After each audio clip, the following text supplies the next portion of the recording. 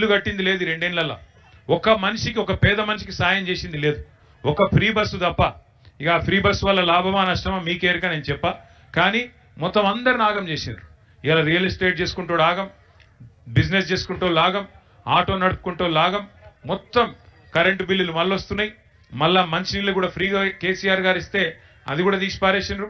ఆగమాగం పేదల బతుకులు చేసి ఇవాళ మొత్తం అన్యాయం చేస్తున్నది కాంగ్రెస్ ప్రభుత్వం.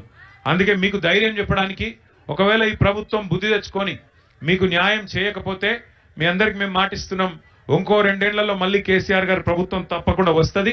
ముమ్మాటికి మీ ఒక్కొక్కరి పేరు ఇక్కడ రాపించిపోతా. నేను కృష్ణారావు గారికి, మన శేర్లింగంపల్లి నాయకులకు నేను చెప్పి మొత్తం రాసుకొని నా దగ్గర కూడా పెట్టుకుంటా.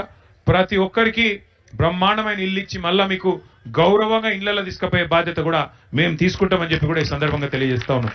ఇలా కేవలం దీపావళి మీ పిల్లలతో కొద్దిసేపు, ఎందుకంటే కొన్ని పటాకులు వాళ్ళకి ఇచ్చి వాళ్ళతో పాటు కొద్దిసేపు ఉండి మీకు కూడా కొంత సాయం చేసిపోదామన్న ఆలోచనతోనే ఇక్కడ దాకా వచ్చినాం. మీ అందరూ కూడా దయచేసి ధైర్యంగా ఉండాలి.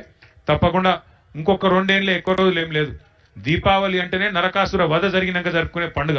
ఈ దిక్కుమాలిన కాంగ్రెస్ ప్రభుత్వం ఏదైతుందో, పేదవాడి కడుపు కొట్టిన ప్రభుత్వం, నరకాసురుడు లాంటి ఈ ప్రభుత్వాన్ని తప్పకుండా ఇంటికి పంపే రోజులు మీ అందరి కన్నీళ్ళలో ఈ ప్రభుత్వం కొట్టుకపోతుంది. కొట్టుకపోయినాక మళ్ళీ ఒకసారి నిజమైన దీపావళి వస్తుంది.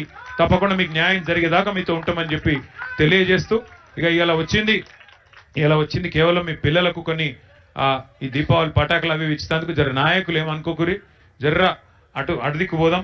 నాయకులు మీరు దయచేసి ఇక్కడనే ఉండాలి, ఇటు రైట్ సైడ్ పోవాలి. నాయకులు ఆగురి, మీరు నాయకులు ఆగురి.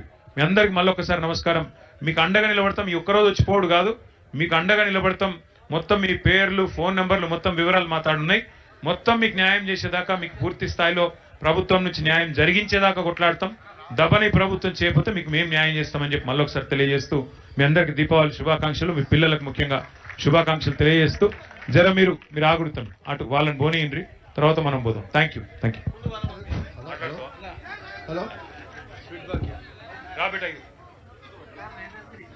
Thank you Vedasri.